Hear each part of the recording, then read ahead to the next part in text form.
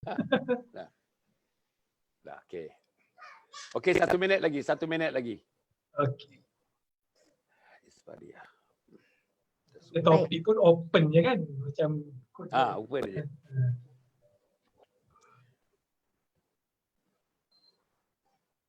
Assalamualaikum warahmatullahi wabarakatuh. Alhamdulillahirabbil alamin wassalatu wassalamu ala asyrafil anbiya'i wal mursalin sayyidina Muhammadin wa ala alihi wa sahbihi ajma'in. Subhanaka la ilma lana illa ma 'allamtana innaka antal alimul hakim. Wala haula wala quwwata illa billahil aliyyil azim. Amma ba'. Qala Allah Ta'ala fi kitabil aziz, Rabbana hab lana min azwajina wa dhurriyyatina qurrata a'yun waj'alna lil muttaqina imama. Sadaqallahul azim. Para penonton yang mati sekalian, ya, malam ini masuk malam yang ke-11. Malam ini malam yang ke-11. Kita dah meninggalkan 1/3 daripada Ramadan. Kita dah meninggalkan yang dikatakan 1/3 itu adalah rahmat. Awalhu rahmah. Dan kita masuk sekarang, masuk penggal yang kedua. Kita masuk segmen yang kedua, 10 malam, 10 hari yang kedua, yang disebut sebagai wa'awsatuhu maghfirah, iaitu segmen pengampunan Allah Subhanahu Wa Taala. Of course, rahmat tu berterus. Tetapi concentration daripada the first 1/3 itu adalah rahmat Allah Subhanahu Wa Taala. Alhamdulillah, kita dah bersama isteri, bersama dengan anak-anak, kita dah bermain dengan mereka, kita dah senyum ketawa dengan mereka, kita dah menangis dengan mereka dalam tahajud kita barangkali. Kita dah menangis mereka bila kita mentadabbur Al-Quran sebentar tadi. Selepas kita berpuasa, selepas kita diimamkan semayang oleh ayah kita, oleh abang sulung kita, abang nombor 2 kita dan sebagainya. Dan kita Alhamdulillah bersama dengan keluarga bermaaf-maafan hari-hari. Habis semayang, tak tahulah ni keluarga saya lah. Ya, salam mak, dakap mak, cium mak dan sebagainya, dakap ayah, cium tangan ayah dan sebagainya. Inilah yang berlaku dalam rumah ini. Saya tak tahulah rumah orang lain, tapi rumah ini inilah yang berlaku. Alhamdulillah. Maknanya kita bertadarus, suami, isteri dan anak-anak, menantu-menantu semua bertadarus insya-Allah. Sehingga ini nampaknya malam yang ke-11 ini tuan-tuan, kita bertadarus 1 hari 1 juzuk, 1 hari 1 juzuk setengah, begitulah insya-Allah. Mudah-mudahan dengan kekuatan sedikit yang ada kepada kita, kepada ahli keluarga terutamanya, dan juga saya yakin ini berlaku kepada seluruh keluarga yang sedang mengikuti program kita pada malam ini insya-Allah. Terutamanya saya pakai keluarga Ustazah, memanglah keluarga Tuan Zaid Muhammad. Saya rasa memanglah sebab itu kita mengharapkan tuan-tuan dan puan supaya kita dalam bulan Ramadan ni tiap-tiap kali Ustazah Zaid, tiap-tiap kali saya berjumpa ni daripada 18 hari bulan, sekarang ni 18 Mac. Daripada 18 Mac. Mula-mula kita ada 6 program satu hari, lepas tu reduce 5 program satu hari. Sejak Ramadan ni 4 program satu hari. Pukul 7 kita ada, pukul 2 petang kita ada, pukul 5 kita ada dan pukul 10 malam ni kita ada. Insya-Allah tuan-tuan dan puan. Jadi kita harap tuan-tuan dan puan telah mendapat manfaat daripadanya. Saya pun tuan-tuan dan puan ada sikit saja, sikit ilmu, sikit pengalaman yang nak dicurahkan. Kalau misalnya tak patut diterima, diterimalah. Kata yang baik itu jadikan tauladan, yang tak baik itu jadikan sempadan dalam hidup kita insya-Allah. Apapun, saya harap saya ikhlas. Saya harap Allah terima apa yang saya lakukan ini sebagai satu amal jariah saya untuk ditinggalkan kepada generasi yang akan datang insya-Allah. Tuan-tuan dan puan yang mati sekalian, malam ni dalam 3 siri tuan-tuan, 3 siri. 3 hari bulan, 8 hari bulan, 15 hari bulan. Betul tu? Betul. 3 hari bulan, 8 hari bulan, 15 hari bulan. Tuan-tuan, pukul 10 sampai pukul 11 malam. Saya bersama dengan Ustazah Isfadiyah Dasuki dan bersama dengan Tuan Zaid Muhammad akan bersama-sama dengan tuan-tuan. Untuk tuan-tuan, yang kita ni concentration kita kepada keluarga. Nanti saya nak kita bincang secara open pun kita bincang. Apa yang kita nak bincangkan dalam segmen yang pertama, apa yang kita nak bincangkan dalam next program, session yang kedua, dan apa yang kita bincang dalam section yang ketiga. Saya pun ada sikit cadangan-cadangan mungkin daripada Ustazah, mungkin daripada Tuan Zaid, mungkin kita dapat cadangan-cadangan balas yang lebih baik daripada itu insya-Allah. Jadi tuan-tuan, malam ini ialah siri yang pertama. Malam ni siri yang pertama, 8 hari bulan siri yang kedua, 15 hari bulan nanti siri yang ketiga insya-Allah. Dan kita ada 1 jam 5 minit begitu tuan-tuan dan puan untuk menceritakan berbagai tajuk. Itu yang kita nak tengok ni, apa yang kita nak bincangkan malam ini. Sama ada nak bincangkan keluarga dalam konteks anak-anak, keluarga dalam konteks remaja, atau keluarga dalam konteks orang dewasa atau orang tua yang macam saya ni. yang bila-bila malaikat maut datang bertemu dengan saya ni. Itu tuan-tuan dan puan. Jadi kita tengoklah tuan-tuan dan puan, saya nak memperkenalkan terlebih dahulu seorang yang banyak membuat kerja-kerja dalam bidang kekeluargaan ini, banyak membuat kajian mengenai kekeluargaan ini, banyak menulis buku tentang kekeluargaan ini, banyak mengadakan seminar-seminar dan forum-forum dan simposium-simposium yang berkaitan dengan pembangunan keluarga dan sebagainya. Dan begitu juga tuan-tuan dan puan, insya-Allah dia banyak mereka cipta berbagai-bagai approaches, berbagai-bagai pendekatan untuk kita bersama-sama mengurangkan sedikit permasalahan yang dihadapi oleh mana-mana keluarga pun. Beliau tidak lain dan tidak bukan ialah Ustazah Isfadiah Dasuki yang berada di hadapan saya. Kemudian seorang lagi tuan-tuan dan puan ialah Tuan Zaid Muhammad. Tuan Zaid Muhammad, konsultan, kalau dikatakan kaunselor, tuan-tuan, orang yang juga seperti Ustazah Isfadiah tadi, orang yang banyak membuat kajian, banyak membaca, banyak menulis buku dan banyak melahirkan idea-idea baru, pendekatan-pendekatan baru bagi menyelesaikan masalah kontemporari yang berkaitan dengan keluarga kita dan sebagainya. Jadi dua-duanya malam ni, tuan-tuan, dua ilmuwan ini ditemukan, practitioners ini ditemukan. Jadi kita mesti menggunakan yang sebaik-baiknya pertemuan pada malam ini. Jadi tuan-tuan dan puan, saya harap tuan-tuan yang mengikuti program ini tanyalah. Itu sebab dia punya title-nya ada 3 tanda soal. 3 keluarga, tanda soal, tanyalah apa saja. Jadi tuan-tuan dan puan, insya-Allah tanyalah apa saja, tetapi apapun saya serahkan kepada, saya ingat saya malam ni nak mulakan dengan wanita dulu. Saya nak mulakan dengan Ustazah dulu. Ladies first. Memang itulah tuan-tuan dan puan, kita berikan penghormatan kepada ladies. Jadi Ustazah kalau dapat dalam 3-4 minit sebagai pembukaan, lepas itu kita take from there. Macam mana pembukaan yang disebutkan, mukadimah daripada Ustazah. Sila Ustazah. Bismillahirrahmanirrahim. Assalamualaikum warahmatullahi wabarakatuh. Terima kasih kepada Yang Mulia Datuk Dr. Hassan Muhammad Ali. Begitu juga dengan sahabat panel saya, Tuan Zaid Muhammad, dan juga yang paling istimewa adalah sahabat-sahabat Facebook live saya yang bersama-sama dengan kita pada malam ini. Saya nak mengucapkan terima kasih atas jemputan sekali lagi daripada yang berbahagia Datuk dan juga sahabat-sahabat daripada pihak Datuk Dr. Hassan Muhammad Ali sendiri. Kemudian saya nak ucapkan terima kasih juga kepada seluruh warga Facebook yang sentiasa setia dan juga IG. Datuk saya pun live bersama dengan IG, jadi dia nampak saya dan dia dengar suara Datuk. Dia akan dengar juga suara Tuan Zaid. Ya. Allah. Mengambil manfaat insya-Allah yang banyak daripada perbincangan kita malam ini. Jadi bila kita membicarakan tentang keluarga segala-galanya, saya rasa syahdu sangat. Sebab apa Datuk? Sebab kita ingatkan pesanan daripada Allah Subhanahu Wa Taala bahawa dalam banyak hal dan perkara yang perlu kita jaga, kita perlu jaga pertama diri kita, dan yang kedua Allah sebut jaga keluarga kita. Kan firman Allah Taala, a'udzubillahi minasyaitonirrajim, qu anfusakum wa ahlikum nar. Jaga diri kamu, jaga ahli keluarga kamu daripada sentuhan api neraka. Jadi permulaan penjagaan itu, perlindungan itu adalah datang daripada jiwa kita. Jiwa yang merasakan dia bertanggungjawab, jiwa yang merasakan dia perlu menjaga, melindungi ahli keluarganya, dan itu hanya boleh berlaku di dunia ini. Itu yang pertama. Kemudian yang kedua adalah berkenaan dengan pengakhiran kita. Kita nak bawa keluarga kita ke mana? Sudah tentu sebagaimana yang Datuk war-warkan, husnul khatimah kan. Jadi kita nak pengakhiran kita adalah pengakhiran yang baik, dan kemudian kita menuju ke tempat yang baik. Tapi adakah kita nak seorang-seorang diri kita? Adakah kita bahagia bila kita sahaja masuk ke syurga, tapi tidak kepada ahli keluarga kita yang lain kan? Kita ni kalau kat dunia, saya lah Datuk kan, kalau ada jemputan ke apa ke, saya dapat tempat tinggal yang disponsor, hotel 5 star. Tapi bila bawa anak-anak tak boleh masuk. Hanya ibu sahaja. Jadi anak terpaksa tidur kat hotel sebelah hotel bajet.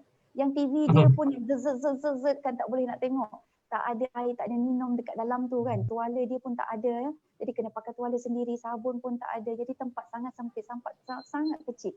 Agak-agaknya lah kalau di dunia ini macam tu sudah, kita tengok kita boleh tak lena tidur dengan hotel yang 5 star, dengan katil yang empuk, dengan bantal yang tilam yang memang sangat dahsyatnya, dengan bilik airnya, dengan bathtub, ada jacuzzi lagi kan. Tapi anak kita, keluarga kita, pasangan kita duduk dekat hotel bajet sebelah.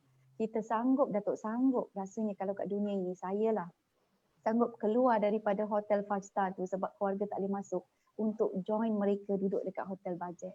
Sebab apa? Sebab kebersamaan kita dengan ahli keluarga kita itu lebih utama. Tapi dekat akhirat kita tak boleh dah buat macam tu. Sebab di sana ada sempadan penghalang. Jadi kalaulah salah satu ahli keluarga kita ini seorang lepas masuk syurga, yang lain tak lepas, agaknya bagaimana perasaan ahli yang masuk syurga itu? Bagaimana perasaan dia nak tolong, nak bantu dan sebagainya kan? Jadi apakah bantuan yang ada, sisa-sisa apakah yang dia boleh bantu, talian hayat apakah yang dia boleh guna untuk membantu ahli keluarganya. Jadi untuk itu tuan-tuan, puan-puan, para penonton yang dimuliakan, saya kira kita harus meletakkan satu panduan yang sangat jelas dan tegas. Kita punya hala tuju matlamat dalam kehidupan kita ini, kita perlu bawa seluruh ahli keluarga kita masuk ke dalam syurga. Jadi itulah dia Datuk permulaan. Masya Allah. Saya ingat bukan keluarga ni keluarga besar lah. Masuk Zaid, masuk Hasan Ali. Ya, betul. Takkanlah kita nak yang bajet bukan bajet daripada bajet. Dia duduk 5 star, 6 star. Okey. Maknanya tuan-tuan dan puan, insya-Allah lah. Maknanya kita nak cerita ni, we cannot afford to be selfish. Nak masuk syurga ni no selfishness, you know. Kita bentangkan jaring kita seluas-luasnya, menjaring seramai-ramainya. Kita nak jaring umat Muhammad sallallahu alaihi wasallam. Jadi malam ni tuan-tuan dan puan, insya-Allah malam ni kita bersama dengan dua orang ahli panel ni, saya nak jemput tuan-tuan ya, orang muda kita di depan kita ni tuan-tuan ya, iaitu Tuan Zaid Muhammad, untuk juga memberikan mukadimahnya. Daripada situ nanti kita akan terus. Dan tuan-tuan jangan lupa tuan-tuan ya, boleh like and share macam tadi dengan yang ada Instagramnya, yang ada Facebooknya. Teman-teman saya semua ada. They are all Facebookers belaka ni tuan-tuan dan puan ya. Semua YouTubers belaka ni tuan-tuan dan puan. Jadi saya harap insya-Allah tuan-tuan ya, pergilah kepada Isfadiah, pergilah kepada Zaid, tuan-tuan akan berjumpalah dengan material-material bahan-bahannya dan tuan-tuan bolehlah mengetuk pintunya untuk mendapatkan sesuatu daripada mereka insya-Allah. Apapun Tuan Zaid, sila dalam masa 2-3 minit. Okay, bismillahirrahmanirrahim. Assalamualaikum warahmatullahi taala wabarakatuh. Paling dihormati dan disayangi Datuk Dr. Haji Hassan selaku idola kita semua. Betul kan Ustazah? Ya, sangat. Bersyukur sekali lagi dapat bersama-sama dengan Datuk dalam siri pertama daripada 3 dan of course para penonton setia yang tak jemu-jemu menonton rancangan Facebook live Datuk. InsyaAllah kita sama-sama mendapat keberkatan lah dalam bulan Ramadan yang mulia ini. Menyebut pasal keluarga, sememangnya saya satu entiti yang terlalu dekat di hati lah. Terutama dari seorang ayah. Walaupun kadang-kadang keluarga ni secara amnya mereka kaitkan dengan ibu. Yalah, memang jasa ibu, syurga di bawah tapak kaki ibu. Tapi pengorbanan bapa membawa ke syurga. Lebih kurang macam itulah. Saya nak mulakan dengan saya ni memang suka buat poem pendek-pendek Datuk. Saya ada banyak collection saya. Saya tajuk namakan Biar. Banyak dalam Facebook saya hari-hari dalam bulan Ramadan ni, hari-hari saya letak. Sesuai dengan tajuk kita ni, saya nak bawa 2 biar. Pertama sekali, biar rumah kecil asal anak-anak tak degil.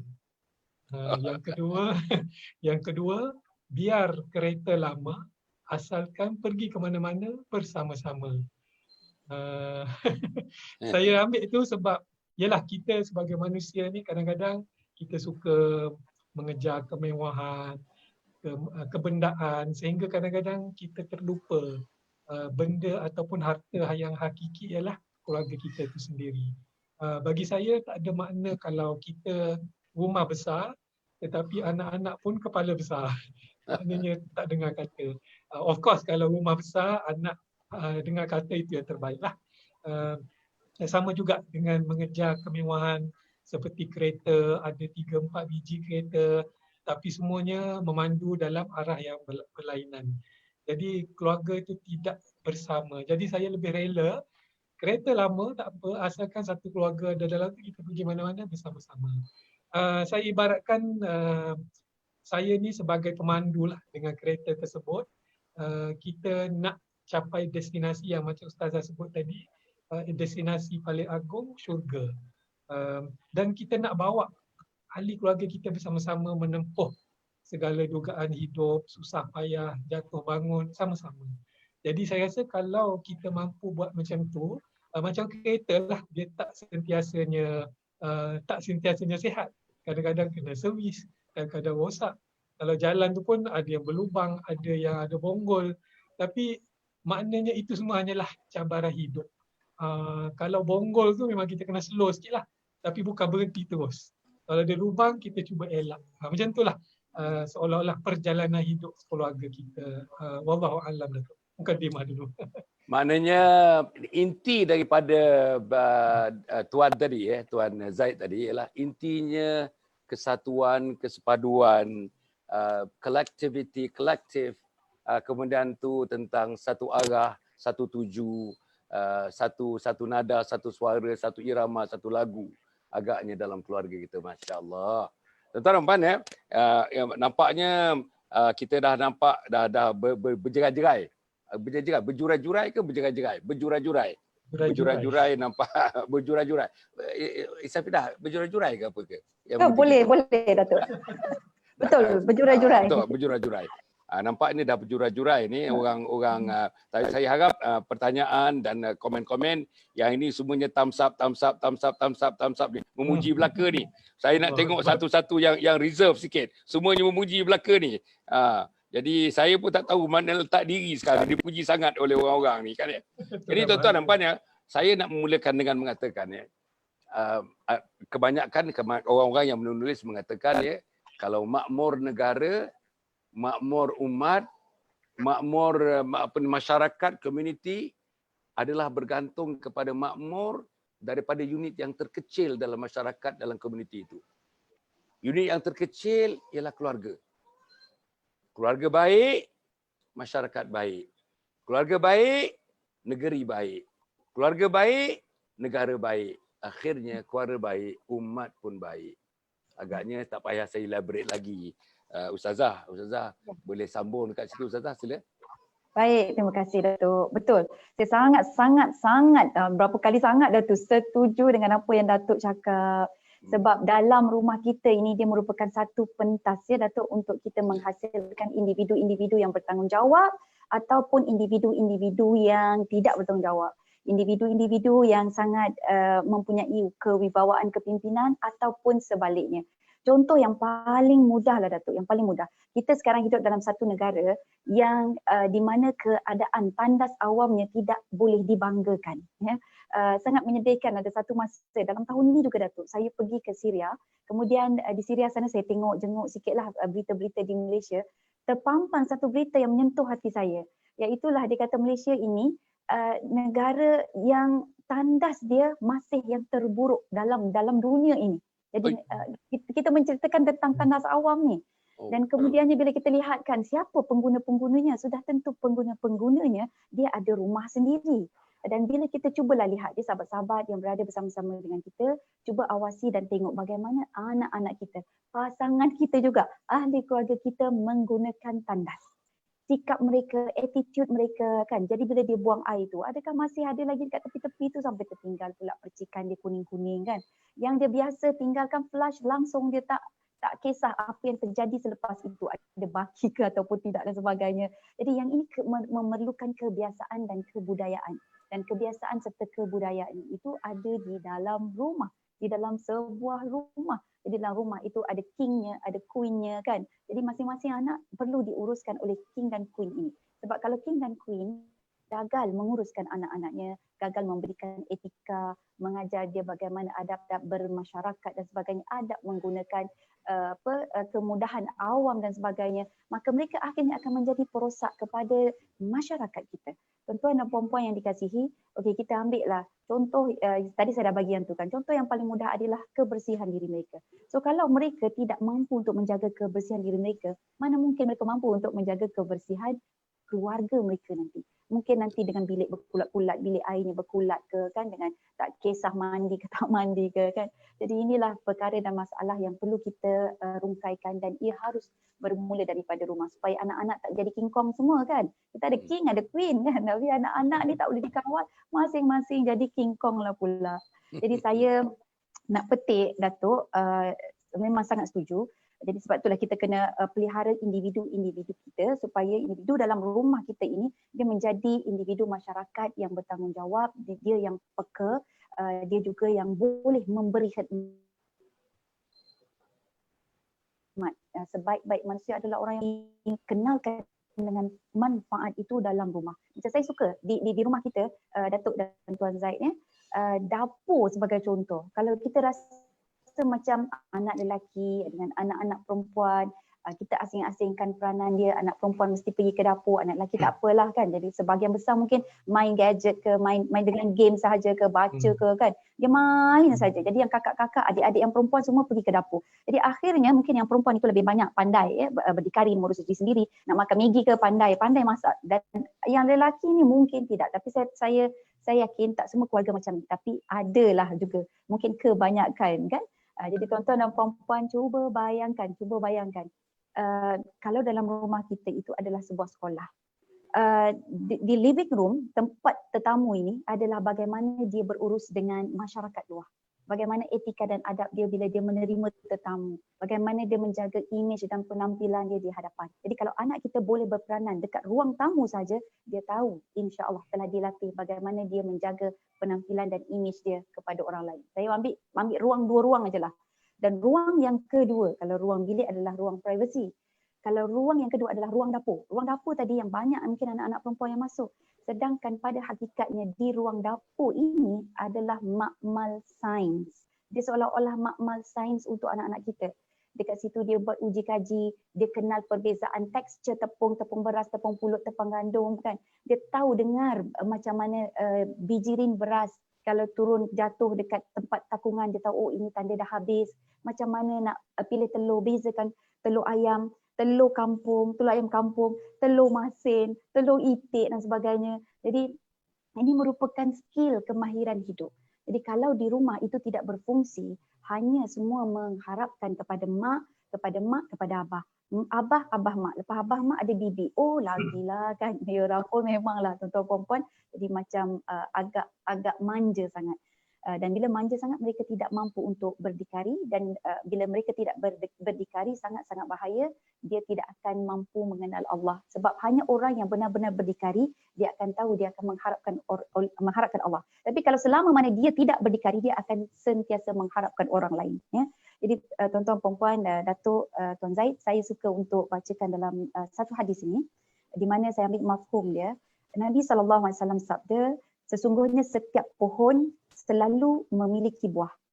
Buah hati pada kita adalah anak. Sesungguhnya Allah tidak menyayangi orang yang tidak disayang, tidak menyayang kepada. Demi jiwaku yang berada di tangannya, tidak akan masuk syurga selain orang-orang yang penyayang. Kami katakan, wahai Rasulullah, setiap kami ini menyayangi. Maka baginda menjawab, bukanlah yang dimaksudkan dengan kasih sayang adalah seseorang itu menyayangi temannya sahaja. Yang dimaksudkan dengan kasih sayang adalah menyayangi seluruh umat manusia. So jadi Datuk, Tuan Zaid, apabila kita menjaga anak-anak kita ini, peribadi dia, performance dia, bagaimana tugasan dan peranan dia dalam rumah, kita sebenarnya sedang menghadiahkan sesuatu yang paling berharga untuk umat manusia. Ini yang menarik ni, apa ni, 2-3 perkara yang disebut oleh Ustazah tadi ya. Pertama, saya rasa kita memang tidak ada satu subculture dalam rumah kita. Ambillah soal kebersihan tadi ya, tandas dan sebagainya. Siapa di antara kalangan tuan-tuan dekat sini ya pernah diterangkan secara serius duduk mendengar daripada mak atau ayah atau abang atau kakak cerita mengenai kebersihan rumah?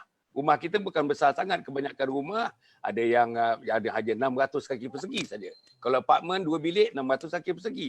Ada 480 kaki persegi yang satu bilik saja. Tak besar. Tapi dalam tak besar tu pun tandas pun tak kemas, dapur pun tak kemas, bilik air tak kemas, bilik depan tak kemas. Inilah yang berlaku. Sebab Tak ada. Kalau misalnya kita tengok misalnya di barat, tak tahulah, tak maaf, bukan saya nak mengagung-agungkan barat. Tapi di barat, di Jepun, di Korea dan sebagainya, yang saya tahulah, daripada awal kecil-kecil tu lagi dah ditanamkan satu subculture. Apa dia? Kebersihan, hygiene. Ambil Turki ya. Turki ni tak boleh masuk, Ustazah, tak boleh masuk masjid dia kalau kita tanggal stokin. Tak boleh. Yo. Dah ambil wudu, disediakan towel. Towel ni pun baru keluar daripada dobi. Towel, bersusuk towel. Ambil wudu, lap, kaki kering pakai stokin. Baru boleh masuk dewan solat. Jadi maknanya, saudara, sampai begitulah. Sebab itu kalau kita pergi Turki, antara negeri Islam yang kita berbangga dibandingkan dengan katakan negeri kita sendiri, kan, bersihnya, spotless. I would say spotless clean. I went to every corner of the state, kan, tengok spotless clean, as good as those toilets in Japan, in Germany, in France. Tapi kita bangga, seronok tengok tempat salji dia, kan, Turki tempat salji dia. Pergilah tengok bilik air dia. Dalam keadaan berlumpur-lumpur salji punya apa. Tapi bersih dalam tu. Luar tu salji, bertakuk-takuk air kadang-kadang salji cair. Tapi dalam tu kering, sekering-keringnya dalam bilik air. Tak bau. Tak ada bau sikit pun. Kita kat bilik air kita, ya Allah, bau najis lain, bau jering lain, bau petai lain, bau kedas lain. Kedas tahu tak tahu ni, tak pernah pergi dapur ni. Tahu. Tahu. Okey, jadi maknanya subculture atau the subculture, dan kita kena prihatin dalam masyarakat ni, tuan-tuan, anak-anak kita ni kena prihatin sebab kita nak tunjukkan civilization antaranya ialah kebersihan. Tak ada kebersihan, tidak ada civilization. Kalau kita buka peta dunia, negeri yang maju semua negeri yang jaga kebersihan. Negeri yang mundur, negeri yang tidak menjaga kebersihan. Kebanyakan negeri yang mundur, yang tak jaga kebersihan, unfortunately negeri yang penduduknya rata-ratanya mengucap la ilaha illallah Muhammadur Rasulullah. Jadi kalau misalnya Zaid dapat apa ni tentang the subculture ni, tanamkan subculture ni kepada anak-anak, part of the family, yang lain-lain. Dan mak bapak kena mengambil perhatian, menjadi tenaga utama untuk menentukan, sikit pun tentukan. Kenapa tak kutip? Kenapa cermin ni tak lap? Kenapa abuk di sana? Tapi berapa orang yang tunjuk begitu, berapa orang yang minat begitu dalam keluarga. Inilah penanaman satu subculture dalam keluarga kita. Sila apa ni Zaid? Okey, terima kasih Datuk. Saya betul-betul setujulah dengan pendekatan yang Ustazah ada sebut tadi. Bagi saya, segalanya bermula di rumah. Sama ada dari segi kebersihan, integriti, apa lagi semuanya bermula di rumah. Adab. Kita sebagai rakyat Malaysia ni kadang-kadang kita tersilap prioriti lah. Kalau kita semua nak banyak A dalam kita nampak A dalam akademik semata-mata. Tapi bagi saya selalu pesan dekat anak-anak saya lah. Sebab anak-anak pencapaian akademik tak sama. Jadi anak-anak yang pencapaian akademik tak berapa cemerlang, mereka mungkin rasa mereka tak berapa bagus. Tapi saya ingatkan kepada mereka dan berbalik kepada isu yang kita sedang bincangkan ni, yang paling penting dalam kehidupan, paling penting sekali Allah Subhanahu Wa Taala. Kita letak kat situ. Yang kedua penting ialah attitude, sikap. Kalau anak kita yakin cinta dengan Allah, insya-Allah dia akan pandai jaga diri. Dan yang kedua ialah dari segi attitude, macam Ustazah dan Datuk sebut tadilah, buang sampah merata-rata. Kadang-kadang bukan anak je attitude yang tak betul lah. Ibu bapa sendiri kadang-kadang berhenti tepi jalan, keluar satu beg sampah. Kita kat belakang ni panas kan. Rasa nak turun, sumbat balik dalam kereta dia kan. Tapi yalah, kita pun tak boleh nak buat macam tu. Jadi bila ibu bapa buang sehelai sampah ataupun sehelai kertas keluar, anak tu nanti akan buang sebungkus sampah. Dia akan amplify apa yang ibu dan ayah dia buat. Kerana itulah contoh. Jadi dia akan balik kepada segalanya bermula di rumah. Cerita pasal meja makan tadi, saya sangat setuju. Kita sepatutnya tiada perbezaan di antara gender lah. Anak lelaki stereotype. Anak lelaki duduk ruang tamu, anak perempuan duduk dapur. Kalau rumah saya memang pantang lah. Pertama sekali, my wife memang tak benarkan benda tu. Saya sendiri pun kena lah. Which is good lah kan. Jadi di situ bermula kita menanamkan attitude yang positif. A tadi, attitude yang positif. Kalau buat sampah sendiri kemas. Saya sendiri pernah ada maid dekat rumah dulu. Dulu-dululah masa anak-anak kecil. Tapi kami pesan dekat maid, tugas maid hanyalah tugas-tugas awam. Bukannya tugas-tugas persendirian. Maksudnya kalau bilik tidur tu tugas persendirian, anak lipat kain selimut itu tugas dia, bukan tugas maid. Basuh kasut tugas persendirian, bukan tugas maid. Jadi kita kena pesan dekat anak, kalau tidak dia akan expect maid tu buat semua. Dia jadi macam raja lah dekat rumah, dan maid, ibu dan ayah jadi macam hamba pula. Nak kena kemas itu ini. Dah besar susah, nak tegur dah tak boleh.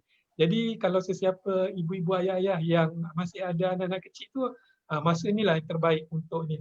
Saya pegang prinsip, kalau kita sayangkan anak, susah-susahkan. Supaya dia kenal erti susah, dan apabila dia dewasa nanti, dia akan menjadi attitude dia, A yang tadi, attitude dia akan jadi sangat positif. Contoh masuk alam pekerjaan.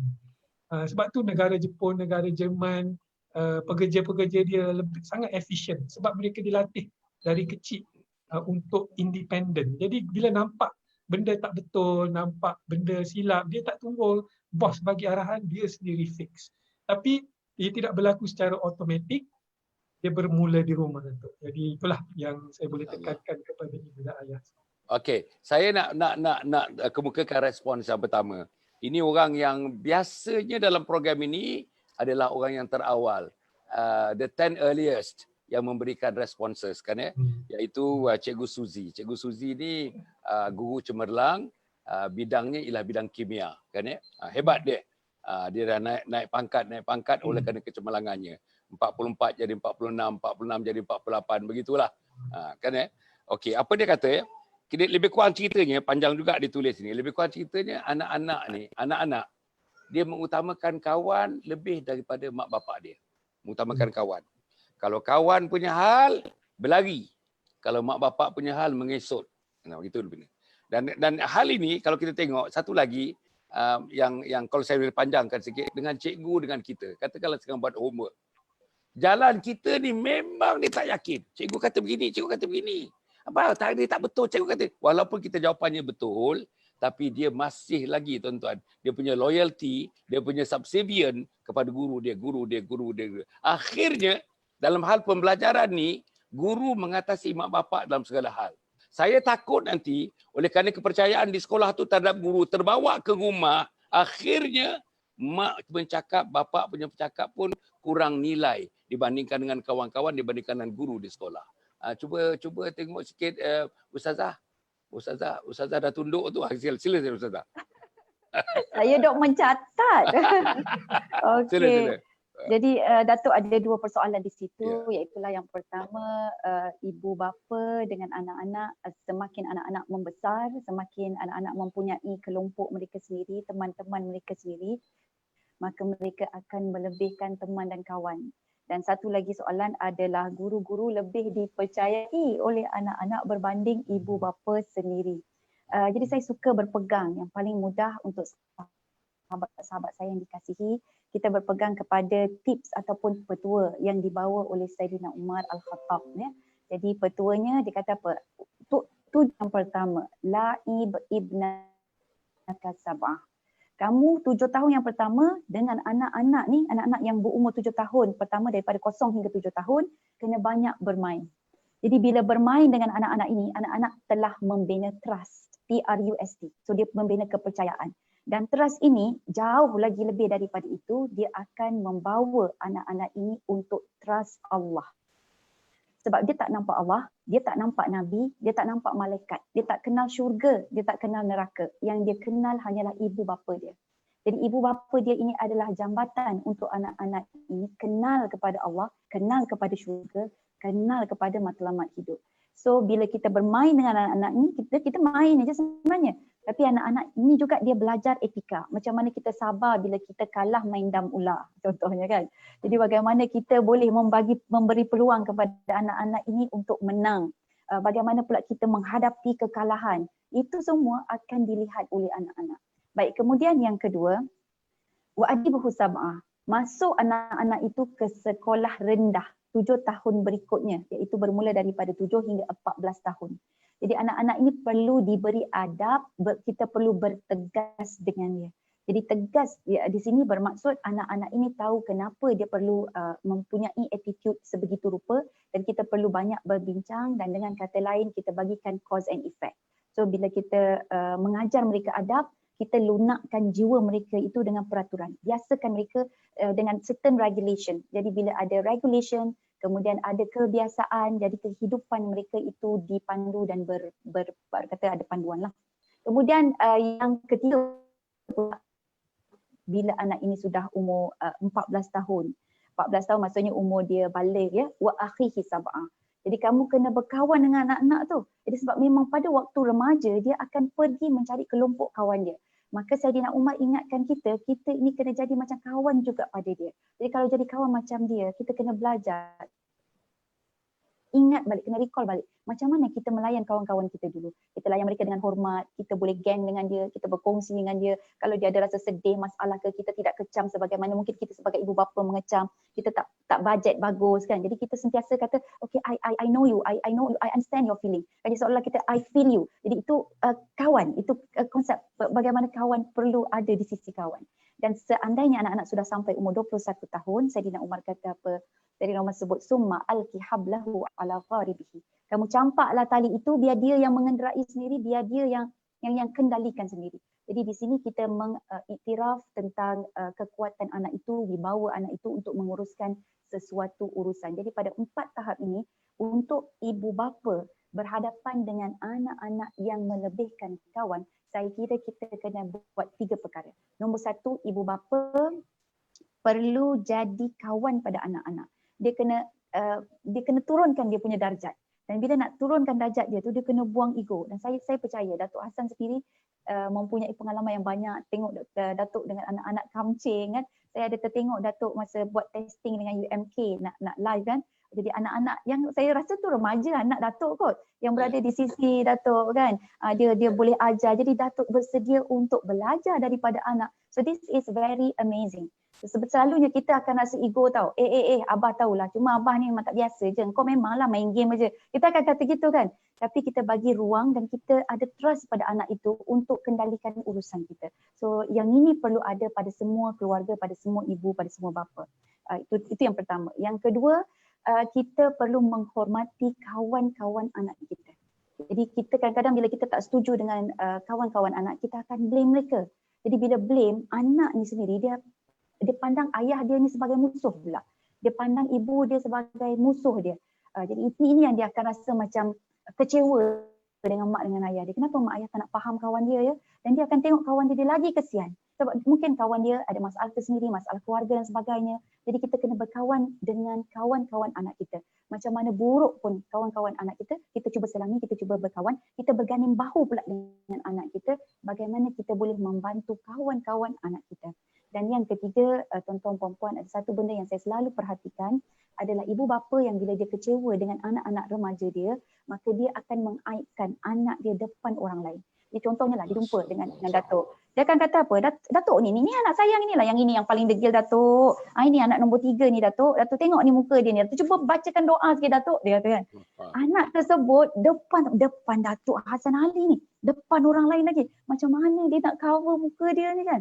Jadi pada waktu itu dia akan rasa down, hati dia hancur, dan pengubat perawat jiwa dia adalah teman serta kawan dia. Baik tuan-tuan puan-puan, seterusnya kita pergi tengok tadi guru. Guru ini dia memang memberi bekas kepada anak-anak. Saya masih teringat lagi pesanan daripada Tuan Guru Nik Aziz, ya, Datuk Nik Abdul Aziz Nikmat. Dia cakap anak-anak kita ni semasa kecil sebelum pergi sekolah dia adalah milik kita. Tapi bila dia masuk ke sekolah, dia dah menjadi milik sekolah. Jadi bila dia berkenan dengan guru-guru dia memang akan percaya pada guru dia. Datuk, saya ada anak tu, masa saya ajak, bawa dia pergi ke tadika. Dia dah belajarlah dekat sekolah. Bila dia dah belajar kat sekolah, dia balik, dia sebut tortoise sebagai tortoise. tortoise kan. Jadi saya pun terdengar memang dia punya cikgu mengajar tortoise. Jadi saya pun cakap dengan dia, salah tu, dia punya pronunciation yang betul adalah tortoise. Dia kata tak, dia agak lebih percaya pada cikgu dia tu. So apa yang perlu kita lakukan adalah kita kena faham konsep dan peranan guru dan ibu bapa. Guru itu dia mengambil 20% daripada peranan ibu bapa, iaitulah daripada skop pendidikan. Maka apa yang perlu kita lakukan adalah kita bersahabat, bersilaturahim, bergeng ataupun kamcing dengan cikgu-cikgu. Jadi kita baik dengan cikgu-cikgu dan kita banyak komunikasi, kan kita berinteraksi. Cuba tengok kita dalam WhatsApp, adakah kita banyak kecam cikgu ataupun kita banyak membantu cikgu. Sepatutnya kita berterima kasih dengan guru-guru ya Datuk kan, sebab guru-guru ini dia telah mengambil peranan kita dalam banyak perkara yang kita tak boleh buat.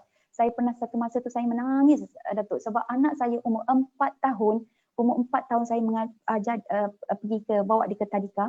So dia belajar membaca, umur 4 tahun dia dah pandai baca. Dan waktu tu saya menangis saja sebab saya kata saya tak ada bahagian dalam dia punya orang kata kepandaian dan kebijaksanaan dia.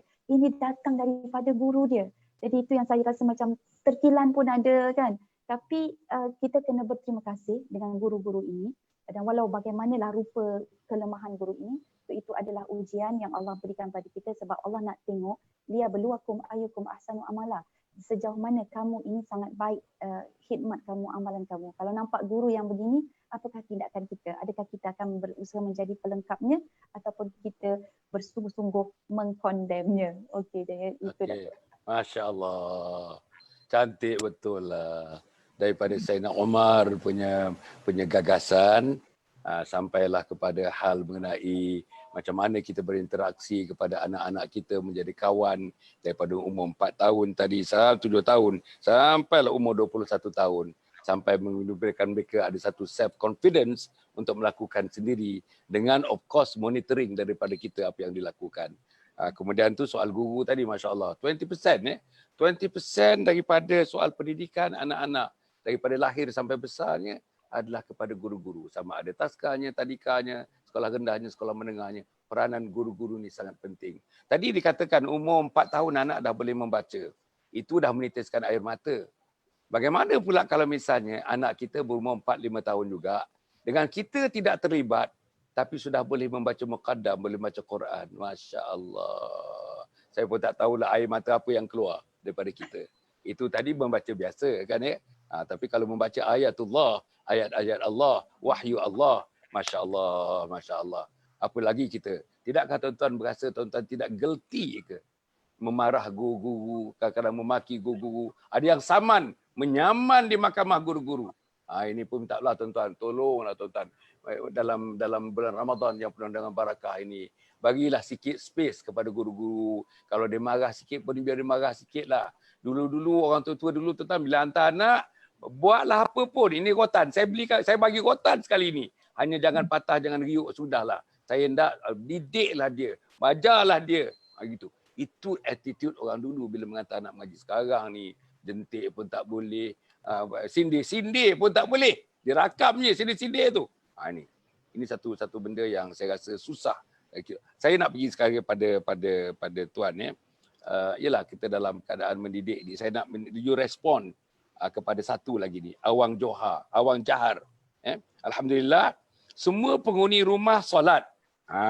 Semua penghuni rumah solat. Malangnya solat di bilik masing-masing. Soalan, tolong bagi tips macam mana nak pujuk supaya dapat berjamaah. Tip nombor 2, kalau kalau tuan ragu-ragu nak jawab, ustazah jawab. Apa hukumnya solat sendiri-sendiri di rumah walhal duduk satu rumah? Okey.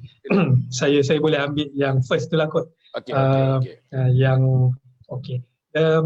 Solat ni kalau pengalaman saya sendiri, kita sebagai orang Islam di Malaysia ni, kita lebih kepada menggunakan perkataan menyuruh anak-anak solat. Kita dibesarkan dengan tema ni suruhlah anak-anak solat, suruh. Jadi bagi saya suruh ni adalah memang baguslah, Tetapi ada satu perbuatan yang lebih power daripada suruh, dan ini automatik akan menjurus ke arah solat berjemaah, iaitu kita mengajak anak-anak solat. Kita cuba ubah paradigma daripada menyuruh anak-anak solat lebih kepada mengajak anak-anak solat. Kita tambah depan, kita tukar perkataan daripada pergi solat, kita tukar kepada jom solat. Jadi kalau kita boleh jadikan membudayakan benda tu di rumah, insya-Allah itu yang pertama. Yang kedua, kita boleh buat syarat dengan anak-anak. Kalau ayah, ni saya amalkan sendiri di rumah saya. Kalau ayah ada di rumah, kita kena solat sama-sama. Kalau ayah lupa, anak-anak jemput ayah solat. Kita ajar dari kecil. Jadi alhamdulillah anak-anak saya, dia rasa bersalah kalau dia solat seorang-seorang. Dia akan rasa tak selesa sebab dah didoktrinkan benda tu dari kecil. Jom solat, kalau ayah ada rumah, solat sama-sama. Dia dah jadi dibudayakan. Alhamdulillah, kadang-kadang saya sendiri pun bekerja, kadang balik rapat-rapat dengan maghrib tu, kadang kita pun nak rehat sekejap. Baru nak letak belakang, anak dah ketuk pintu. Ayah, jom solat. Alamak. Jadi kita pun, tapi kan dalam masa yang sama kita rasa syukur. Masya Allah. Kita rasa bersyukur kerana doktrin yang kita tanam dari kecil tu, sekarang anak saya dah remaja semua. Dia dah berbalik kepada kita kembali. Bagi saya itulah hasil tuaian daripada kecil lah. Dan sebenarnya solat tu adalah satu lagi yang kita boleh tambahkan ialah jangan bab solat saja kita berjemaah. Kita budayakan benda lain sekali. Contohnya makan bersama-sama. Saya ni sebagai parental coach, saya kalau pergi rumah orang, pertama sekali saya cuba tengok ialah meja makan dia. Meja makan tuan rumah.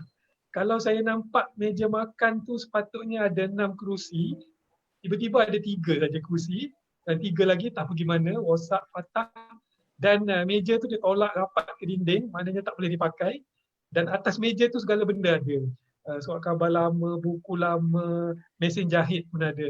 Jadi itu memberi gambaran yang jelas, keluarga ni jarang bersama-sama, jarang makan bersama, apatah lagi solat bersama-sama. Tapi kalau kita masuk rumah yang satu lagi, kan kita boleh nampak perangai anak-anak pun jadi macam tu. Masuk rumah yang kedua, kita tengok meja makan dia cantik, bersih, kursi. Walaupun meja dia bukan mahal pun, meja murah je. Tapi kursi cukup, ada 6. Tengah-tengah tu meja clear. Lepas makan terus clear. Ada pas bunga je tengah, cantik kan. Dan saya tengok anak-anak dia perangai pun berbeza. Anak dia macam dengar kata sikit, hormat tetamu. Dan saya yakinlah keluarga begitu selalu solat bersama-sama. Jadi tak menjadi masalah. Jadi berbalik kepada persoalan saudara siapa tadi? Abdul Jahar kan? Ya, ya. Benda ni kita boleh kawal. Benda ni kita boleh ni.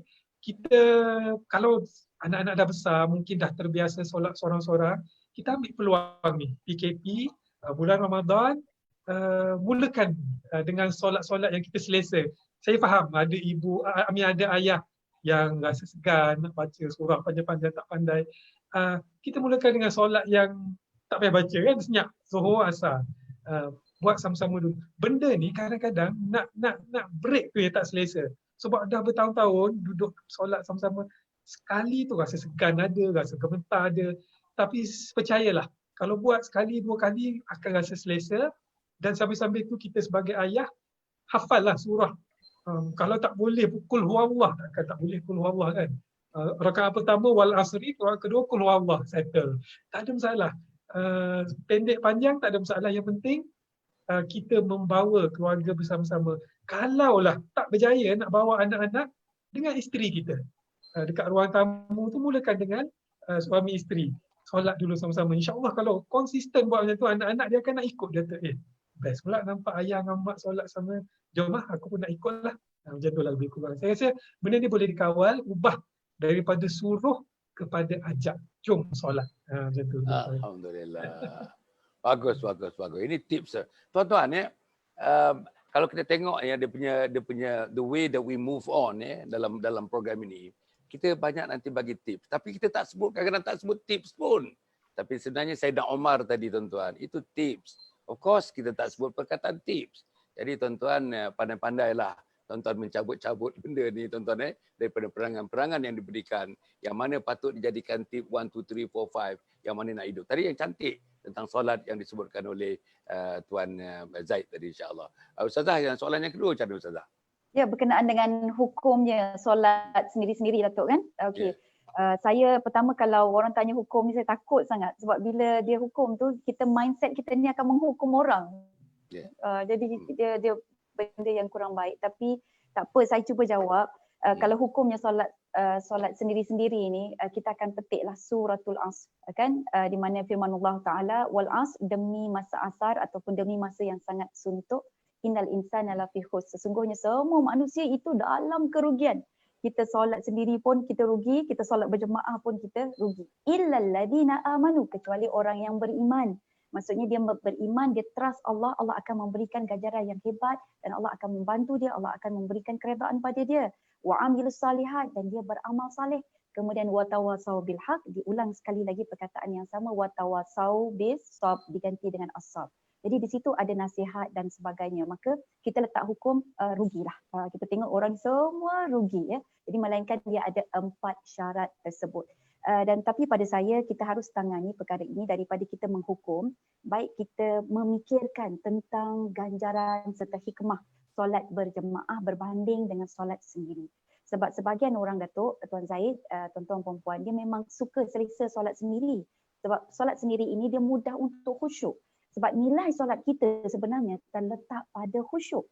Jadi kalau khusyuk kita itu bagus, grade A, markahnya lebih, ya, jadi dia akan dapat tinggilah markah dalam solat dia. Okay, contohlah. Tapi dia berbeza ya, kalau kita sendirian. Kita sendirian, kita kurang gangguan daripada orang lain, daripada imam yang tersedak ke, imam yang terpanjang baca, atau imam yang terlalu cepat baca. Begitu juga dengan kawan-kawan kita yang duduk sebelahnya, adik-beradik ni kan, asyik menggaru sana, menggaru sini. Kita jadi tak khusyuk. Maka markah solat kita itu memang akan kurang.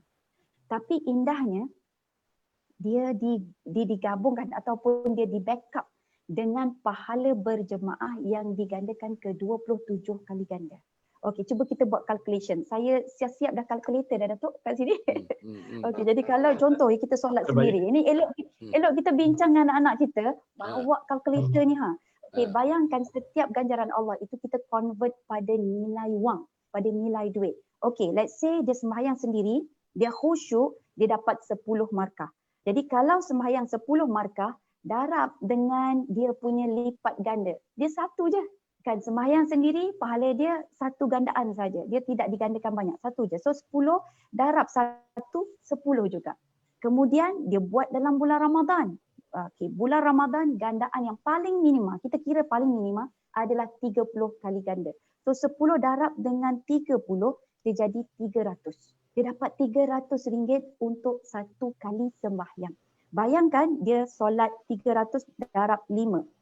Jadinya 1,500. Satu hari sembahyang dia dapat RM1,500.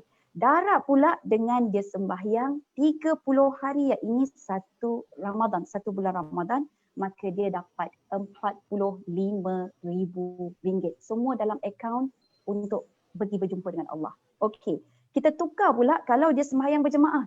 Sembahyang berjemaah sebab tak khusyuk ni, tadi sembahyang sendiri dapat 10 markah. Sebab susah nak khusyuk, dia dapat 1 saja. Tapi oleh kerana dia berjemaah, dia kena didarabkan dengan 27. Jadi 1 tu darab 27 dapat 27. Kemudian darabkan pula dengan gandaan pada bulan Ramadan 30 paling minima. Dia bersamaan dengan RM810. Dan RM810 darabkan dengan 5 waktu solat. Dia dapat satu hari RM4,050 untuk solat fardu satu hari. Darab pula dengan 30 hari, maka dia dapat RM121,500. So saya rasa mungkin dengan cara begini, tips yang begini, kita calculate dengan anak-anak kita, buat calculation, convert pahala itu dalam bentuk nilai, dalam bentuk ringgit Malaysia, saya kira anak-anak itu akan terbuka hatinya untuk sama-sama bersatu dan solat. Saya buat ini dengan anak saya, Datuk. Jadi dia pun saya nak tanya tadi, total sembahyang berjemaah, total dia tadi 21,000 ya? 121,500. As against 45,000 kalau bersalam sembahyang seorang-seorang. Okey. Ya, betul. Okey. Ganda. So jadi itulah dia Datuk, mungkin cara yang mungkin kita boleh tarik hati supaya dia tidak solat sendiri-sendiri. Sebab benda itu perlu dikalkulate. Kan man qama ramadhana imana wahtisaba. Siapa yang mendirikan Ramadan itu dengan penuh keimanan dan juga hisab. Hisab tu kalkulator Datuk, dia mengira. Ghufira lahu ma taqaddama min dzambi. Allah akan mengampunkan seluruh dosa-dosanya. Amin ya rabbal alamin.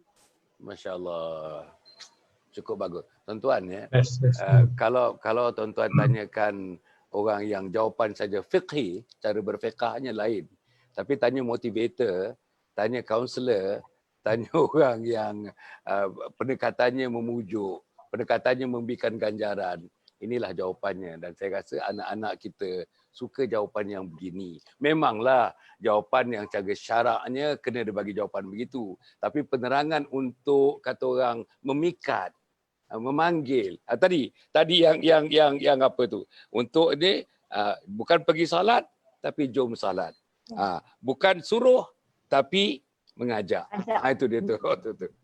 Betul ke tadi yang sebut tadi tu? Betul Datuk. Okey. So jadi tuan-tuan cantiklah, saya rasa masya-Allah. Rugilah tuan-tuan kalau anak kita orang-orang yang baru kahwin, orang yang nak kahwin tak dengar ni tuan-tuan, nampak Allah rugi. Mana nak dapat macam ni? Mana nak dapat macam ni tuan? Bersyarah, duduk berforum, bawa kalkulator tuan-tuan. Mujurlah sekarang ni kalkulator dah jadi kecil. Kalau dulu punya kalkulator dia bawa, tuan-tuan bayang ke tuan-tuan? Maknanya serius dia nak menerangkan. What is the best method to really to explain to people so the people can comprehend, can understand. Inilah caranya tuan-tuan rompan sesuai dengan masa, sesuai dengan zaman teknologi, sesuai dengan abad 21. Jadi mama papa jadi mama papa abad 21. Tuan-tuan rompan insya-Allah Jadi okey tuan-tuan saya nak pergi kepada yang kedua ni tentang kita punya perbincangan ni. Tadi kita sebut tentang yang habis kita bincang tadi, masalah tentang keluarga, unit yang kecil dalam masyarakat, pentingnya keluarga. Tadi Tuan Zaid mengatakan Allah dalam kita punya kurikulum mendidik anak ni, Allah nombor satu. Okey, kita nak pergi kepada tentang pengajaran agama. Kita tak boleh letak semata-mata kepada tadika, semata-mata kepada sekolah rendah, sekolah menengah untuk memasukkan nilai agama. Nilai agama tu tak boleh dimasukkan hanya 40 minit satu hari. Tak boleh. Nilai agama tuan-tuan rampan, tengok berapa kali sembahyang. Tengok tuan-tuan berapa kali. Daripada subuh, orang tidur. Seluruh penduduk dunia tidur. Orang Islam bangun tuan-tuan. Pukul 5.30 dah bangun. Bangun yang mengejutkannya apa tuan-tuan? Bukan loceng-loceng jam tu. Yang mengejutkannya Allahu Akbar. Asyhadu an la ilaha illallah. Asyhadu anna Muhammadar Rasulullah. Masya Allah tuan-tuan. Tak ada bangsa dalam dunia. Tak ada umat dalam dunia tuan-tuan. Mengejutkan insan untuk membacakan fresh pagi-pagi ni. Tuan-tuan, as early as 5:30, as early as 6 o'clock. Dikejutkan dengan alamnya. Allahu Akbar. Asyhadu an la ilaha illallah. Asyhadu anna Muhammadar Rasulullah. Tidakkah teknik dalam Islam ini, bukankah ini yang menjelmakan nilai-nilai Islam dalam kehidupan anak, kehidupan mak, kehidupan ayah, khususnya anak-anak yang baru membesar, yang baru mengetahui apa dunia yang sebenarnya. Macam mana Tuan Zaid Sangat setuju Datuk.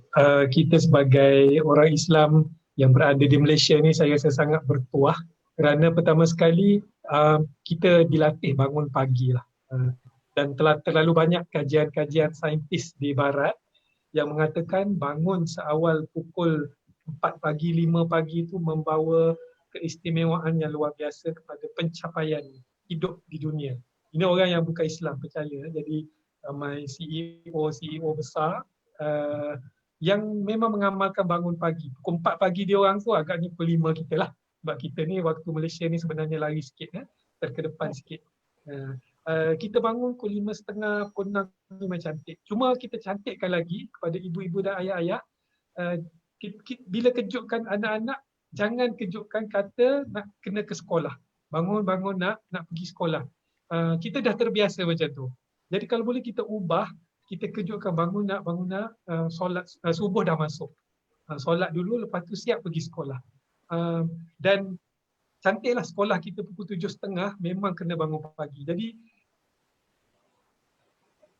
tetapi kita kena juga jadikan, saya takut benda tu kalau kita tak kita buat dengan secara rutin, dia jadi adat. Dan bila adat ni kita hilang kenikmatan dia, dia jadi rutin. Jadi kalau boleh kita ubah daripada adat jadi ibadat. Kita ubah sikit benda. Daripada adat jadi ibadat. Sebab kadang-kadang betul lah kita sebagai ibu dan ayah ni, terutama yang dilahirkan sebagai orang Islam, kita take our religion ni for granted. Dia jadi adat. Kalau tak solat rasa tak sedap. Kalau tak tutup aurat rasa tak sedap. Jadi kita buat tu kerana rasa tak sedap, which is adat lah. Tetapi kalau kita buat kerana Allah, aku solat bangun pagi kerana Allah, kita ajar anak-anak kita tu. Bangun pagi bukan kerana ke sekolah, tapi bangun pagi kerana Allah. Dah jadi pantun pula kat situ. Jadi bila ditanam benda ni, saya rasa cantik. Adat berubah jadi ibadat. Dan satu lagi, dari segi agama tadi, itu pun A juga tu.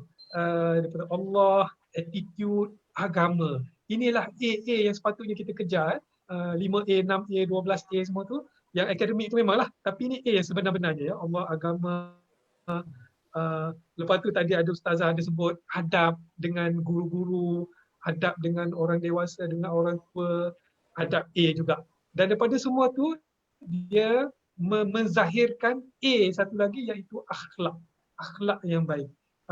Saya selalu pesan ke anak saya kata kalau anak saya alhamdulillah 3 orang cemerlang, straight A semua. Ada seorang yang struggle sikit, yang saya banyak kena interact.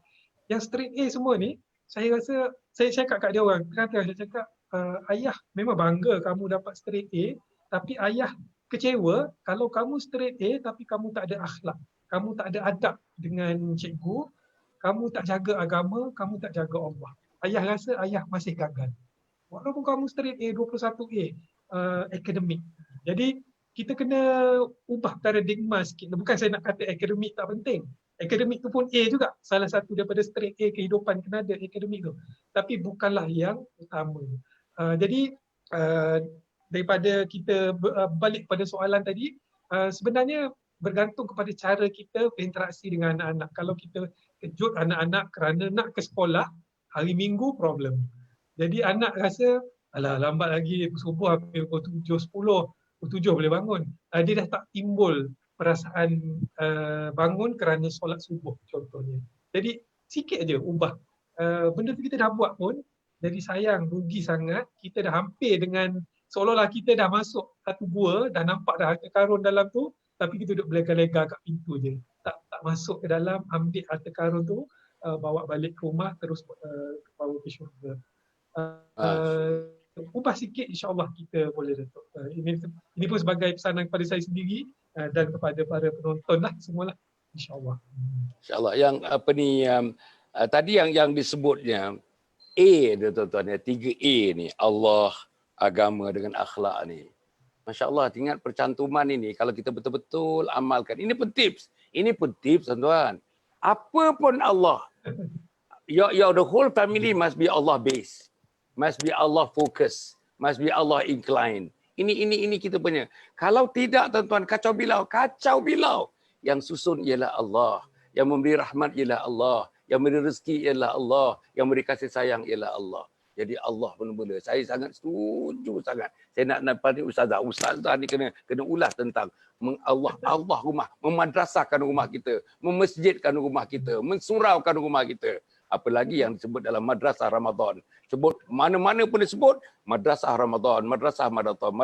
Saya hendak kalau boleh ustazah define sikit in its operational term what madrasah Ramadan means dan macam mana kita nak memadrasahkan rumah kita. Rumah saya di Taman Tun Dr. Ismail, dekat depan Masjid Al-Ghufran. Macam mana saya nak, rumah saya nombor 5287. Macam mana 587 ni ada nampak tak nampak signboard je, tapi macam nampak macam tak nampak. Madrasah Hasan Ali. Ni rumah ni.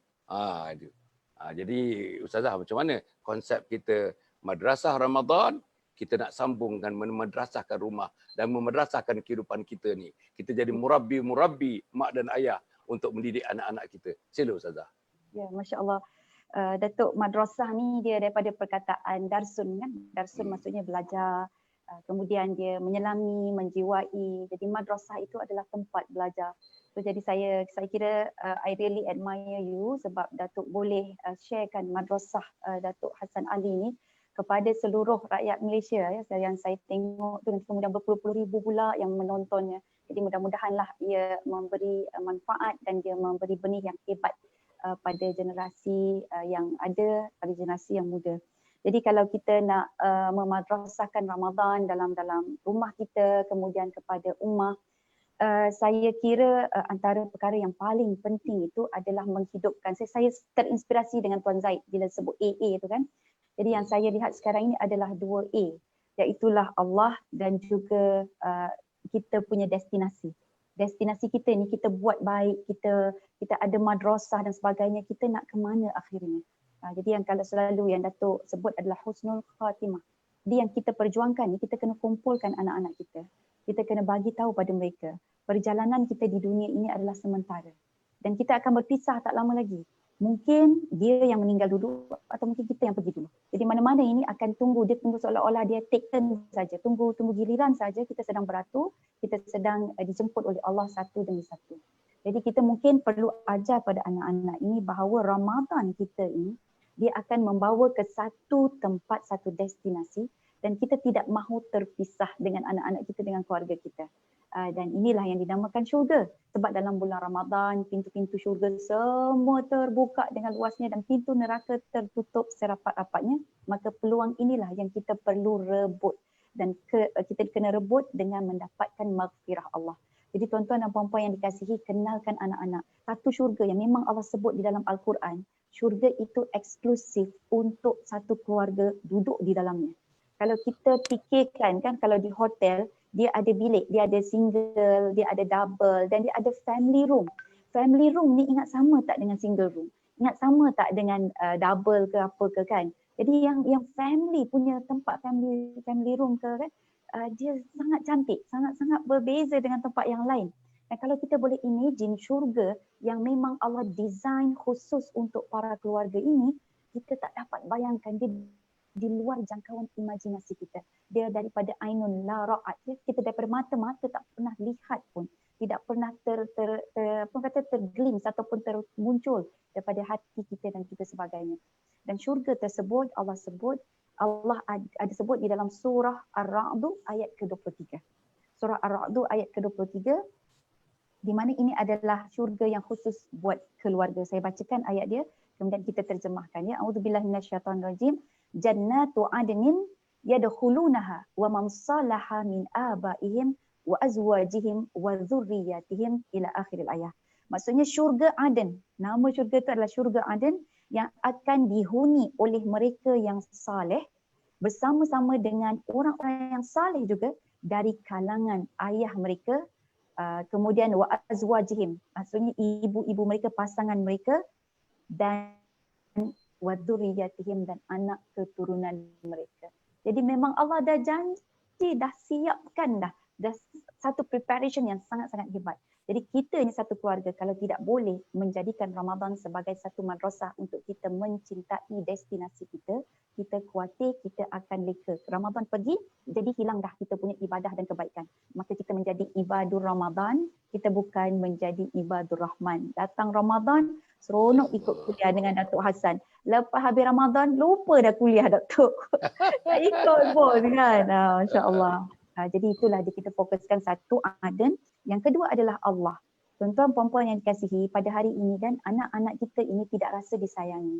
Sebab saya lihat daripada sudut pendidikan atau asuhan kita, kita banyak mengugut anak-anak kita. Nanti masuk neraka, nanti Allah marah, nanti dapat dosa. Ni syaitan lah ni. Ini nafsu awak lah ni. Kan? Kita banyak kecam. Kita tidak pernah mengenalkan kepada mereka kasih sayang Allah. Allah ni sangat sayang dekat dia. Allah care kat dia. Dan kalau bolehlah tuan-puan, sampai kita boleh cakap dengan anak-anak kita, jangan risau, Allah jaga awak.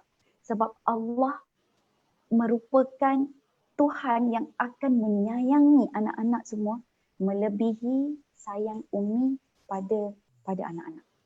Jadi kalau boleh kita cakap anak-anak kita macam tu, satu-satunya yang boleh mengalahkan kasih sayang Umi, kalau dia tengok Umi dia sayang dia, satu-satunya yang boleh mengalahkan kasih sayang Umi siapa? Tanya dia orang. Nanti dia mungkin cakap, alah ayah, tapi ayah tak best. Alah kawan kita, alah kekasih kita, alah kita punya crush dan sebagainya kan. Tak. Yang boleh melawan menyaingi kasih ibu adalah kasih sayang Allah Subhanahu Wa Taala. Saya sangat tersentuh Datuk apabila Rasulullah SAW dia memperkenalkan kasih sayang Allah ini kepada para sahabatnya. Ada satu masa dalam peperangan, kemudian umat Islam menang, ada tawanan perang dan mereka ini bila berperang bawa keluarga-keluarga untuk naikkan semangat. Dan di satu tempat itu Nabi lihat ada seorang wanita yang mencari-cari anak dia yang telah terlepas daripada dokongan dia kerana dia lari. Dan kemudian Nabi panggil para sahabat. Dia kata, mari kemari. Kamu lihat itu perempuan tu? Dan para sahabat semua pandang, dia perhati. Dan kemudian Nabi tanya, dia sedang buat apa? Jadi para sahabat kata, sedang mencari anaknya ya Rasulullah. Baik, agaknya kalau dia dapat anak dia dan kita arahkan dia supaya dia humban anak dia ke dalam api. Sebab dah jadi tawanan perang, dia kena patuhlah kan? Jadi bagaimanakah pandangan kamu? Jadi sahabat-sahabat kata, tak mungkin ya Rasulullah. Wanita tersebut sangat menyayangi anaknya. Malah mungkin dia akan selamatkan anak dia, dia pula menghumbankan diri dia ke dalam api. Dan kemudian Nabi Muhammad SAW sebut, wahai sahabatku, Allah menyayangi kalian melebihi ibu itu menyayangi anaknya. Jadi waktu itu sangatlah, Masya Allah, kita rasa sangat kasih sayang Allah dan kita tahu walaupun kita sendiri dalam kehidupan kita, tapi berkat bisikan ibu, bisikan ayah kita yang memperkenalkan cinta Allah, maka anak-anak ini akan kuat. Dan kita walaupun tak tahulah sifat 20 ke, akidah ke, kitab akidah pun kita tak khatam kan Datuk, Tuan Zaid, yang boleh kita kenakan adalah cinta Allah. Bila anak telah jatuh cinta pada Allah, dia akan mencari sendiri siapa Tuhannya. Dia akan belajar juga tentang Allah. Dia akan belajar bagaimana hendak membalas cinta-cinta Allah.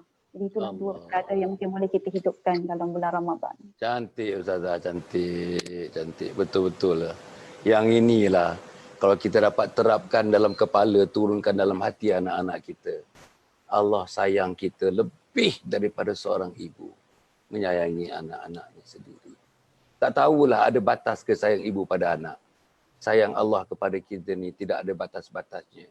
Bukan sayang seorang, bukan sayang dua orang, bukan sayang sejuta, bukan sayang 1 trilion. Daripada Adam salam sampailah khususnya umat Muhammad. Sayangnya pada umat Muhammad ni lebih-lebih lagi. Kemuncak sayangnya kepada Nabi Muhammad dan kemuncak sayangnya kepada umat Muhammad sallallahu alaihi wasallam. Jadi anak kita sebahagian daripada umat Muhammad sallallahu alaihi wasallam. Tuan-tuan. Jadi saya nak yang akhir ni dalam masa 2-3 minit je, Zaid, kalau Zaid boleh komen sikit, ini bab-bab istiqamah ni dia katanya. Daripada Ina Aziz. Saya sentiasa berusaha sedaya mungkin untuk memperbaiki segala kekurangan dalam diri dan keluarga. Bila dengar live hari-hari, hati makin bersemangat untuk mengislah diri dan keluarga. Doakan saya diberikan kekuatan oleh Allah agar istiqamah dalam setiap amalan yang saya lakukan. Amin. Istiqamah. Sila. Doa tu bukan untuk Puan sajalah, untuk kita semua sebenarnya. Istiqamah adalah satu benda yang sangat sukar untuk dicapai sebab tu nilai dia tinggi. Saya pernah tengok dekat poster masjid, istiqamah itu susah, yang senang itu istirahat. Setuju kan? Ya. Jadi istiqamah adalah satu formula kejayaan sebenarnya. Saya selalu bercerita juga tentang formula yang dinamakan, saya ramai orang tahu formula ni, duit. D-U-I-T. Untuk berjaya, kita kena ada duit. Bukanlah wang ringgit tu, tapi D stands for doa, banyakkan doa, mulakan dengan doa, lepas tu usaha sebaik mungkin, tu pun tak cukup lagi, kena istiqamah. Usaha, jangan give up, dan akhir sekali tawakal, serahkan kepada Allah Subhanahu Wa Taala. Sama juga dalam membesarkan keluarga kita, ini pun satu projek juga. Kita projek daripada A yang Ustazah sebut tadi, Allah ke akhirat. Allah ke akhirat. Dalam tu banyak-banyak lagi A yang kita ulas tadi. Akhlak, attitude, adab, agama, Banyak lagi lah, accountability, amal, apa lagi, akademik. Tapi dalam perjalanan Allah, mengenali Allah, cinta kepada Allah sehingga akhirnya berakhir di akhirat, istiqamah tu sangat penting. Tapi kalau kita mengikut kajian saintis, untuk kita istiqamah, kita kena set long term target.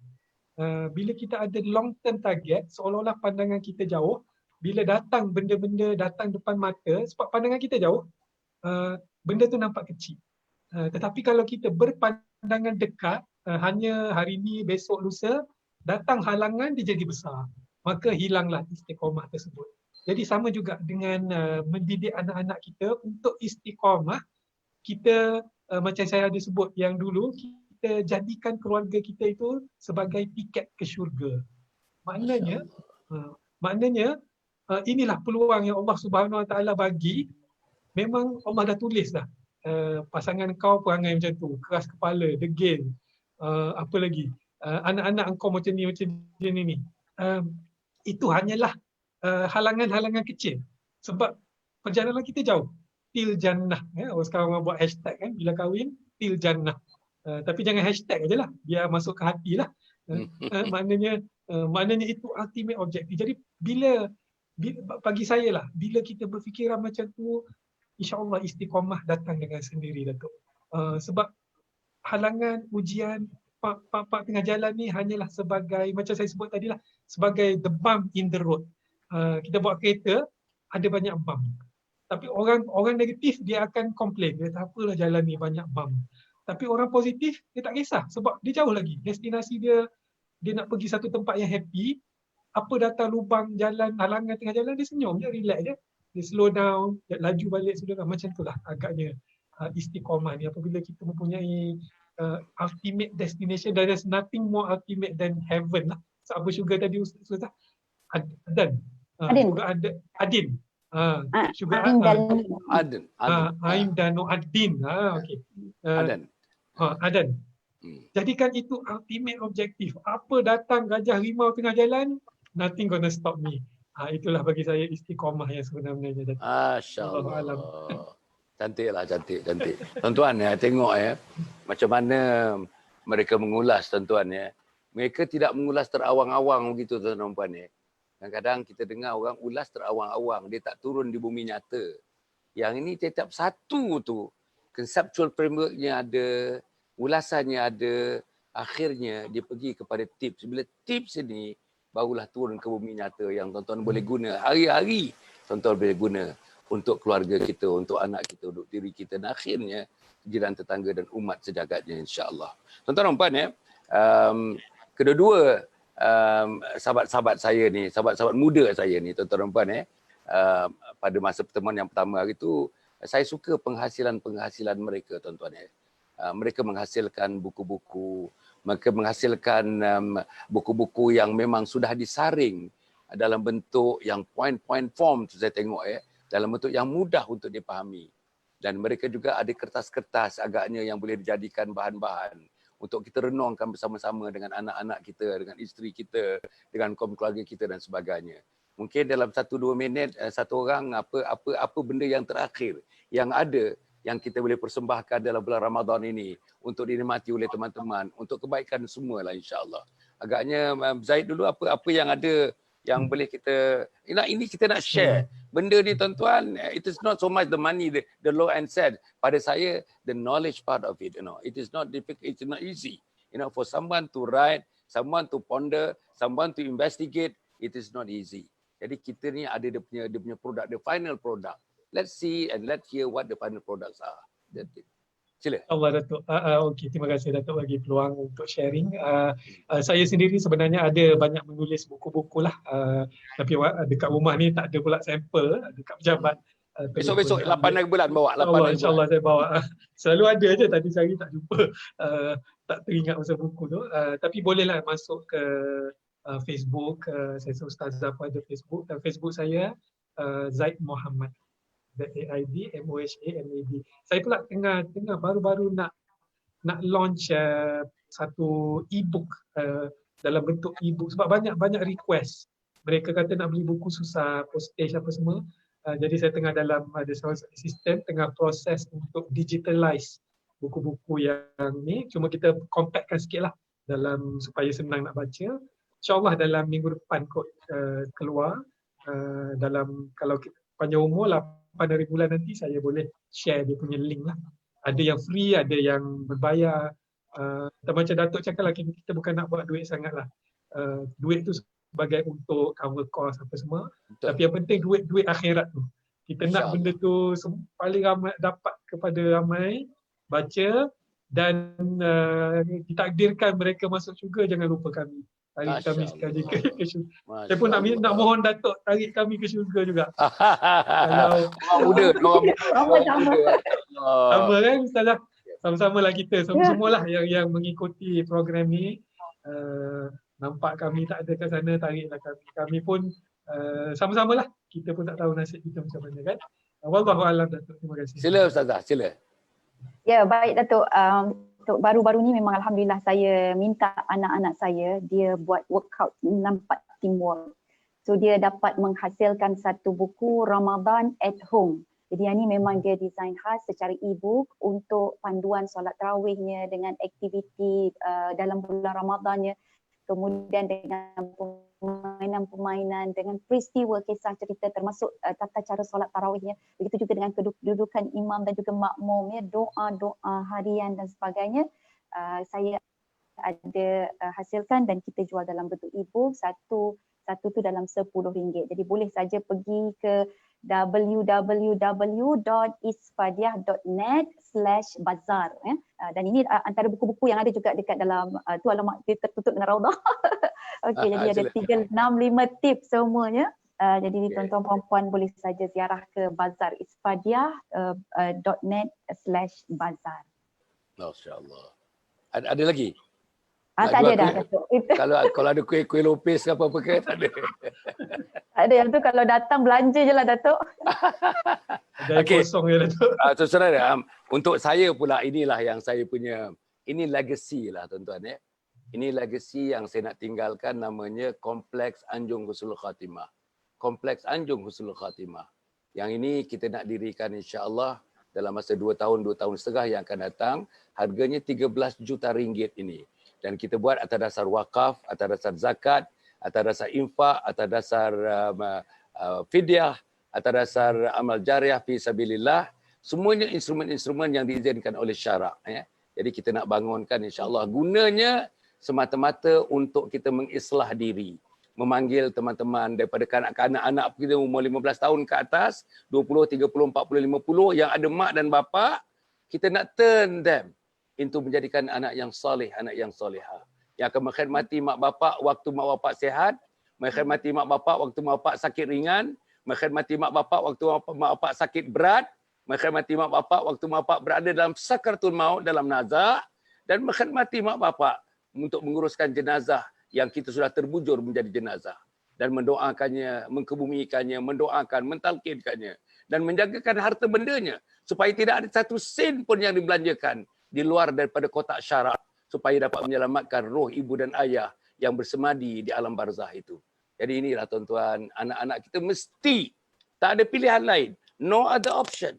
You must turn your children into anak yang soleh, anak yang solehah. Inilah yang sedang kita usahakan. Untuk yang tua-tua bangka macam saya ni tuan-tuan, 40, 50, 60, 70, 80, dia ada 5 modul. Satu-satu modul 3 hari 2 malam, 3 hari 2 malam, 3 hari 2 malam. Datanglah tuan-tuan, datanglah tuan-tuan. Kita tak boleh mati kalau tak solat dengan betul. Kita tak boleh mati kalau kita tak tahu baca Quran. Kita tak boleh mati kalau tak didik isteri dan anak-anak. Kita tak boleh mati kalau tinggalkan hutang-hutang yang tidak berbayar. Kita tak boleh mati kalau kita tidak, tuan-tuan dan puan, menyembah Allah, memuliakan Nabi Muhammad sallallahu alaihi wasallam. Kita tak boleh mati kalau di dada kita, di hati kita tidak terketuk, tuan-tuan, ketukan-tukan kebesaran Allah dalam hidup kita. Jadi inilah yang saya sedang usahakan, tuan-tuan, dan semuanya dibangunkan secara non-profit making. Non-profit making. Strictly non-profit making. Jadi saya harap tuan-tuan ya, dermalah dalam bulan Ramadan ni, peringkat individual derma, peringkat keluarga make sure each family, bagilah satu contribution untuk kita hidupkan, bangunkan tempat ini. Untuk syarikat-syarikat bolehlah Kita ada tuan-tuan tax exemption. Kita ada tax exemption facilities yang mana yang menderma, yang besar sikit tuan-tuan dan puan akan dikecualikan daripada cukai pendapatan dan sebagainya. Mintalah tuan-tuan, insya-Allah dalam skrin nanti tuan-tuan boleh tengok kita nombor telefon, nombor akaun dan sebagainya, insya-Allah. Tuan-tuan dan puan saya harap ini dapat dijalankan, ini dapat diadakan. Mudah-mudahan kita doa kepada Allah Subhanahu Wa Taala panjang umur, murah rezeki, kita dapat berjumpa lagi tuan-tuan dan puan untuk program ini dengan Ustazah, dengan Tuan Zaid. Tuan-tuan, next program ialah 8, next ni 13 hari bulan. 8 dan 13 hari bulan. 8 nanti jangan lupa Zaid nak tengok buku-buku yang baru dan sebagainya. Kita nak bagi ruang pilihan-pilihan kepada kita supaya tuan-tuan dalam tinggal ada dah berapa hari lagi. Hari ini sudah 10 hari bulan, besok 11. Kita ada dalam 19 hari, 18 hari lagi lah Ramadan ni tuan-tuan. Gunakanlah sepenuhnya. Kalau kita dapat nanti graduate daripada Ramadan ini, madrasah Ramadan, kita menjadi kekasih Allah yang hampir kepada Allah, yang disayangi oleh Allah Subhanahu Wa Taala. Tuan-tuan dan puan, saya ucapkan terima kasih tak terhingga kepada Ustazah Ifadiah, kepada Tuan Zaid yang dapat bersama dengan kita. Besok tuan-tuan, besok siang pukul 5, pukul 6 kita ada tuan-tuan tetamu Dr. Azhar Yaakob bersama dengan isterinya Datuk Dr. Nur Hafizah Musa. Besok saya dengan dia besok tuan-tuan antara pukul 5 sampai pukul 6 petang. 5 suku sampai 6 suku. Malamnya tuan-tuan, kita ada pula malamnya macam waktu ini pukul 10 sampai pukul 11 tuan-tuan, menundukkan ego tajuk dia oleh Ustaz Jafri Abu Bakar. Ustaz Jafri Abu Bakar ni terkenal lah tuan-tuan. Hari-hari ada program dia. Sikit kapsul-kapsul dalam TV3 tu tuan-tuan boleh dengar daripada dia. Kemudian yang lusa pula tuan-tuan pada 5 hari bulan, insya-Allah kita akan bersama-sama dengan Dr. Yusuf Muhammad, Ami Sofia, dan kita nak cerita tentang Ramadan, bulan kasih sayang antara pasangan. Bulan kasih sayang antara pasangan. Masya Allah, very romantic tuan-tuan. Tajuknya pun menyegarkan kita tuan-tuan. Naik bulu roma lah tajuk dia. Jadi tuan-tuan dan puan, insya-Allah mudah-mudahan Allah memberikan kekuatan kepada kita. Apapun tuan-tuan dan puan, insya-Allah bersama kita. Saya hanya nak buat sikit pengumuman.